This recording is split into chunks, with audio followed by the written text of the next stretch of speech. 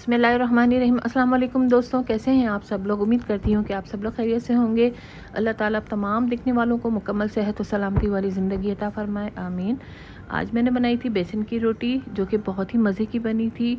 और ये मैंने किस तरह बनाई थी मैं बताती हूँ आपको। 1 कप मैंने बेसन लिया था, इसमें कोई आटा शामिल नहीं किया था, खाली बेसन था।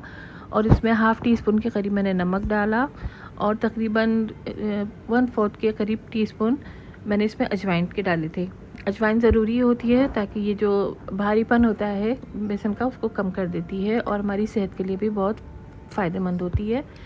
तो इसमें हमने पानी मिला देना है, तकरीबन हाफ़ गिलास के करीब मैंने इसमें पानी मिलाया था और इसको हमने अच्छी तरह से इसका एक बैटर सा बना लेना है। इसमें कोई लम्स वगैरह नहीं होने चाहिए, एक अच्छा स्मूथ सा बैटर हमने बनाना है।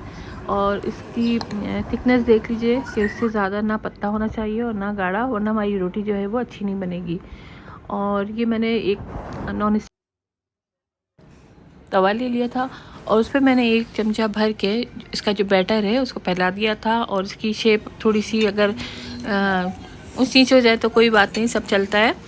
तो हमने तो इसकी एक थोड़ी सी पतली सी लेयर लगानी है, ताकि बहुत ज़्यादा मोटी लगाएंगे तो वो हमारा जो रोटी है जो हमारी वो अच्छी नहीं बनेगी।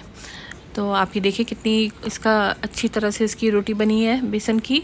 और इसमें हमने थोड़ा सा ऑयल शामिल किया था। जिस तरह हम पराठे बनाते हैं इसी तरह से इस बेसन की रोटी को हमने फ्राई कर लेना है। और आपने ऑयल अपने हिसाब से यूज़ करना है। अगर आप लोग ज़्यादा ऑयल यूज़ करते हैं तो आप ज़्यादा डाल सकते हैं, वरना 1 टेबल स्पून के काफ़ी होगा इसमें। और इसको हमने अच्छी तरह से सेक लेना है, फ्राई करना है ऑयल में।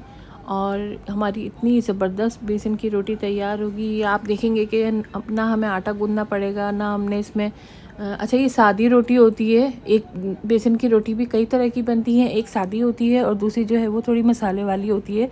ये रोटी जो मैंने बनाई है ये बिल्कुल सादी है, इसमें नमक और अजवाइन के अलावा मैंने कुछ भी नहीं डाला है।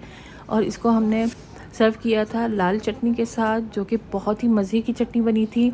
अगर आपको लाल चटनी की रेसिपी चाहिए है तो मुझे आप ज़रूर कमेंट में बताइएगा, मैं उसकी रेसिपी भी शेयर कर दूँगी। और उम्मीद करती हूँ कि आप लोगों को ये मेरी रेसिपी पसंद आई होगी।